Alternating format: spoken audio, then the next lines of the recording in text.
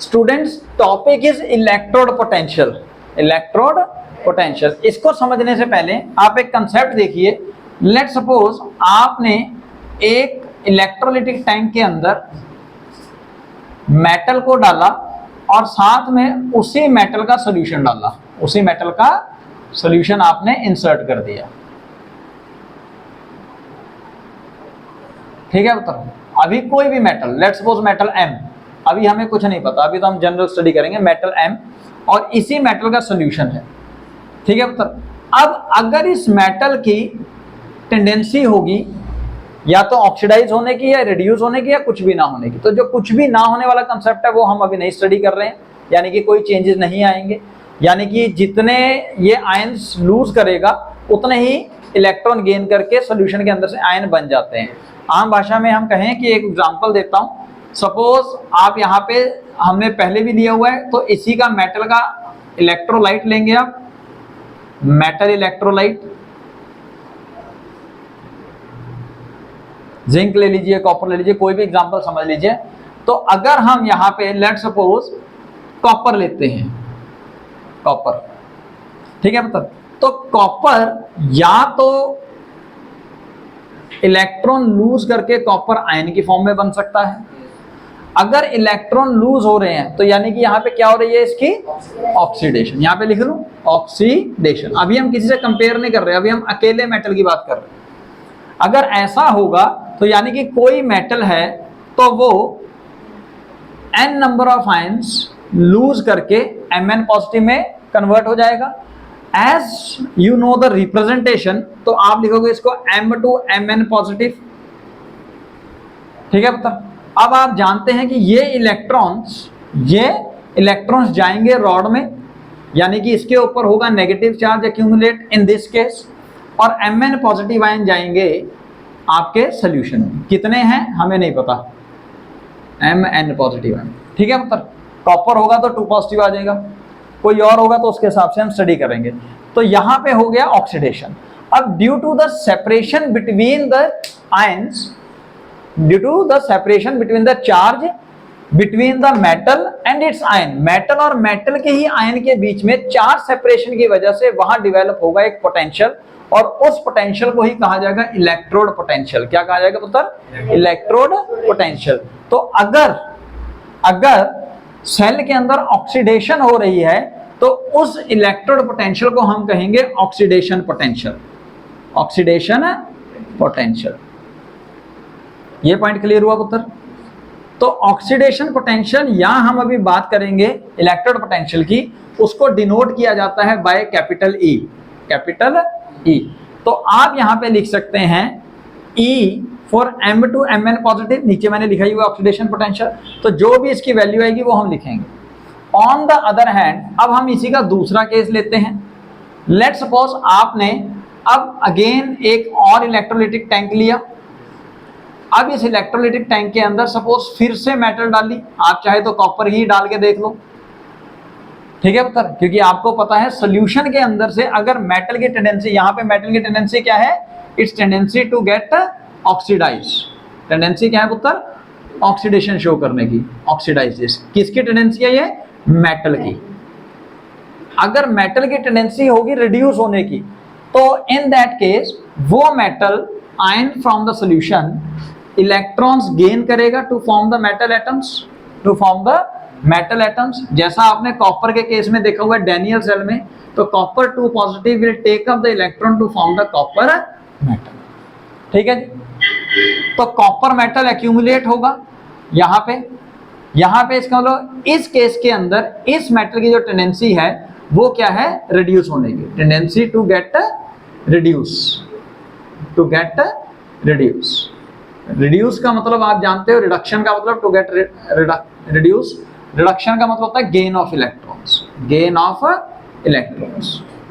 तो इसके cell representation को, हाफ सेल को, इसमें ना रिडक्शन, तो रिडक्शन हाफ सेल, तो रिडक्शन हाफ सेल को कैसे रिप्रेजेंट कर रहे हो आप? Mn positive to M, Mn positive to M। ठीक है पुत्र, टेंडेंसी या तो ऑक्सीडाइज होने की होगी या रिड्यूस होने की होगी, या फिर जितने इलेक्ट्रॉन वो लूज करेगा साइमल्टेनियसली उतना इलेक्ट्रॉन गेन करेगा। तो आपको there will be no change दिखेगा कि कोई चेंज नहीं हो रहा होगा, तो उस केस को हम थर्ड केस मानते हैं। वो हमें पढ़ना नहीं है, सिर्फ सुनना था, वो मैंने बता दिया। तो यहाँ पे क्या हो रहा है पुत्र, रिडक्शन।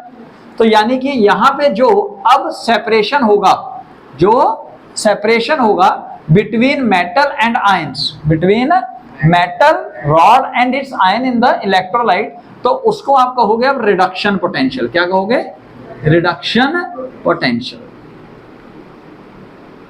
तो लेट सपोज इसको मैं लिख लेता हूं E Mn positive to M, so this is your called reduction potential. अब किसी मेटल का अगर ऑक्सीडेशन पोटेंशियल सपोज पॉजिटिव होगा तो उसका रिडक्शन पोटेंशियल उसी मेटल का सेम वैल्यू में होगा बट इन नेगेटिव टर्म्स।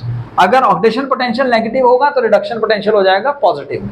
ये पॉइंट क्लियर हुआ, ये पॉइंट क्लियर हुआ। एक चीज और कि जब ये प्रॉब्लम हुई, लगा लीजिए आप कॉपर लेके बैठ गए हो, तो किसी स्टूडेंट ने या किसी साइंटिस्ट ने कॉपर को स्टडी किया और उसका इलेक्ट्रोड पोटेंशियल मेजर किया, तो वहां पे उन्होंने मेजर कर लिया ऑक्सीडेशन पोटेंशियल। किसी दूसरे एक्सपेरिमेंट के अंदर आप मेटल का जब स्टडी कर रहे थे तो आपने स्टडी कर लिया रिडक्शन पोटेंशियल। क्या स्टडी कर लिया पुत्र? तो अब प्रॉब्लम क्रिएट हो गई कि हम ऑक्सीडेशन पोटेंशियल को लें या रिडक्शन पोटेंशियल को लें। ठीक है, तो IUPAC ने एक कंसेप्ट उठाया कि आप किसी को किसी भी तरह स्टडी करेंगे, लेकिन जब हम फाइनल स्टडी करेंगे, न्यूमेरिकल्स में स्टडी करेंगे, तब हम वहां पे यूज करेंगे only and only electrode reduction potential. Electrode reduction potential यानी कि अगर ऑक्सीडेशन पोटेंशियल दिया होगा, अगर by the way oxidation potential दिया होगा इन दिस टर्म, ये देख रहे हो आप, ठीक है जी, लगा लीजिए। अगर मैं वैल्यू बताऊं इसकी सपोज +x है, +x, तो इसी का रिडक्शन वैल्यू यहां पे क्या होने वाला है, -x यूनिट वोल्ट, क्योंकि ये पोटेंशियल डिफरेंस है। तो उन्होंने कहा कि we are going to use only electrode reduction potential, electrode reduction potential. तो यहां से इलेक्ट्रोड पोटेंशियल की डेफिनेशन क्या होती है, electrode potential is the potential difference between electrode and its ion in the solution। But एक क्वेश्चन राइज होता है कि सर हम इलेक्ट्रोड पोटेंशियल मेजर कब करें? मेरी बात समझ रहे हो ना? अभी मेटल टूटना शुरू हुआ, लेट सपोज करके आयंस में कन्वर्ट हो रहा है, और थोड़ा सा और कन्वर्ट हो गया, और थोड़ा सा और कन्वर्ट हो गया, तो हम रिडक्शन पोटेंशियल या ऑक्सीडेशन पोटेंशियल, या बेटर वर्ड कहें हम इलेक्ट्रोड पोटेंशियल मेजर करते हैं when metal and its ion are in equilibrium. जिस समय मेटल और आयन आपस में इक्विलिब्रियम मेंटेन कर लेते हैं कि फर्दर अब और आयन फॉर्मेशन नहीं होगा, और मेटल डिसोशिएट नहीं होगा, या फिर और फर्दर आयंस इलेक्ट्रॉन नहीं गेन करेंगे, तो उस समय जो पोटेंशियल डिफरेंस सेटअप होगा, पोटेंशियल डिफरेंस सेटअप होगा, हम यहाँ पे लिख सकते हैं। So what is electrode potential? Electrode potential is the potential difference, देखो यहाँ पे electrode potential, it is the potential difference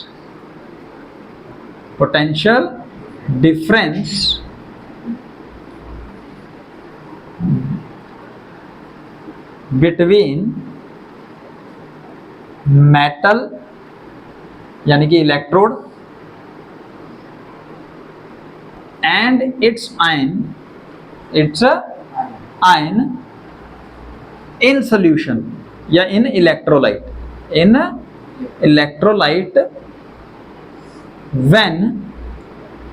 they are in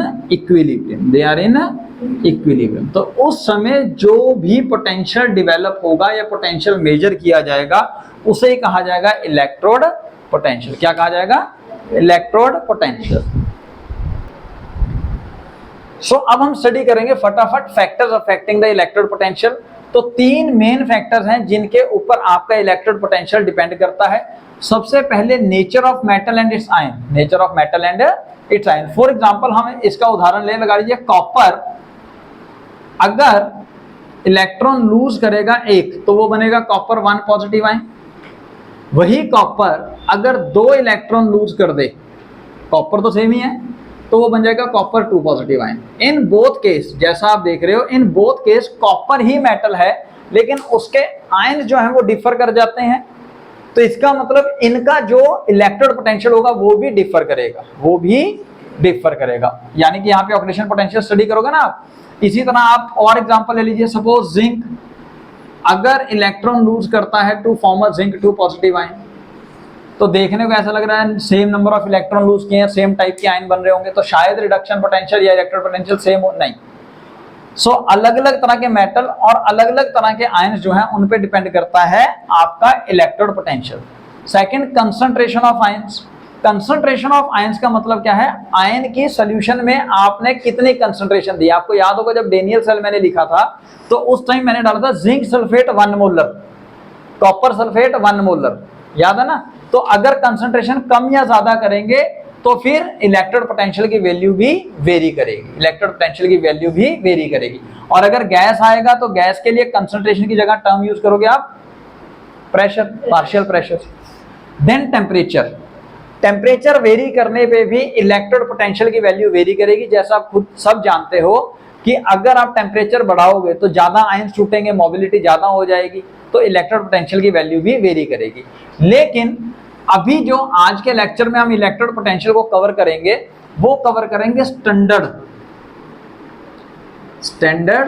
electrode potential को। स्टैंडर्ड इलेक्ट्रोड पोटेंशियल का मतलब क्या होगा कि ऐसा इलेक्ट्रोड पोटेंशियल मेजर किया जाएगा जो कि स्टैंडर्ड कंडीशंस पे करेंगे हम, स्टैंडर्ड कंडीशंस पे। स्टैंडर्ड कंडीशन का मतलब सपोज कंसंट्रेशन आप ले लेते हो, कंसंट्रेशन आप ले लेते हो कितनी, 1 मोलर, 1 मोलर। और अगर आप प्रेशर की बात करोगे तो प्रेशर आप कितना लोगे पुत्र, 1 atm या अप्रोक्सीमेटली 1 बार, ठीक है।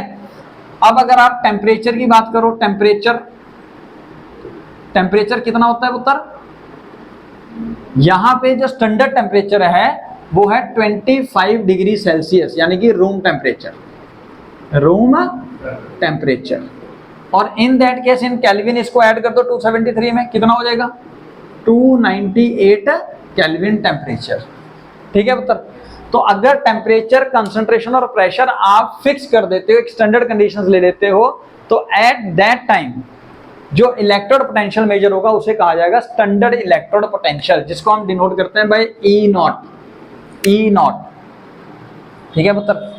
तो अगर आप ऑक्सीडेशन की बात करोगे तो उसको लिख देना स्टैंडर्ड ऑक्सीडेशन पोटेंशियल। तो स्टैंडर्ड ऑक्सीडेशन पोटेंशियल का ऑक्सीडेशन का मतलब लॉस ऑफ इलेक्ट्रॉन, तो यानी कि E naught for M2 Mn positive ion. अगर आप स्टैंडर्ड कंडीशन पे रिडक्शन पोटेंशियल मेजर करोगे तो वो हो जाएगा standard reduction potential, standard reduction potential. उसको डिनोट करोगे आप E naught Mn positive to M। और जैसा मैंने आपको बताया, आप जब सेल का EMF मेजर करेंगे तो उस टाइम पे रिडक्शन पोटेंशियल को यूज करेंगे, ना कि ऑक्सीडेशन पोटेंशियल को। इसलिए इस तरह से आपको सिखाया जा रहा है कि आप ये चीज स्टडी करना सीखिए, ये चीज स्टडी करना सीखिए। और यहां से आप ये भी समझ सकते हो, देखिए in terms of oxidation number, अगर ऑक्सीडेशन नंबर इंक्रीज हो रहा है, मेटल का ऑक्सीडेशन नंबर कितना होगा जब वो न्यूट्रल फॉर्म में, 0 एलिमेंटल फॉर्म में। जब आयन फॉर्म में बना है तो उसका जो चार्ज है वही उसका ऑक्सीडेशन नंबर होगा। तो इंक्रीज इन ऑक्सीडेशन नंबर का मतलब ऑक्सीडेशन। तो अगर इस फॉर्म में दे रखा है आपके पास इलेक्ट्रोड पोटेंशियल, तो वो कौन सा होगा, ऑक्सीडेशन पोटेंशियल, ऑक्सीडेशन पोटेंशियल। ध्यान रखिएगा न्यूमेरिकल्स में कभी कभी इस तरह से यूज होता है, तो आपको उसको कन्वर्ट करना है। मैंने अभी आपको बताया था कि अगर आप जिंक की बात करेंगे, जिंक या कॉपर, किसी को भी एक को एग्जांपल ले लो, तो अगर आप जिंक की बात करते हैं तो जिंक का ऑक्सीडेशन पोटेंशियल, जिंक का, और वो कौन सा ऑक्सीडेशन पोटेंशियल है, स्टैंडर्ड। तो जिंक का ऑक्सीडेशन पोटेंशियल जो है वो ऐसे लिखा जाए अगर होगा तो वो होगा उसका ऑक्सीडेशन पोटेंशियल, वो है प्लस 0.76 वोल्ट, ठीक है जी। अगर इसका ही रिडक्शन पोटेंशियल लिखना है तो zinc 2 positive ion to zinc, और वो हो जाएगा -0.76 वोल्ट। ये पॉइंट क्लियर हुआ।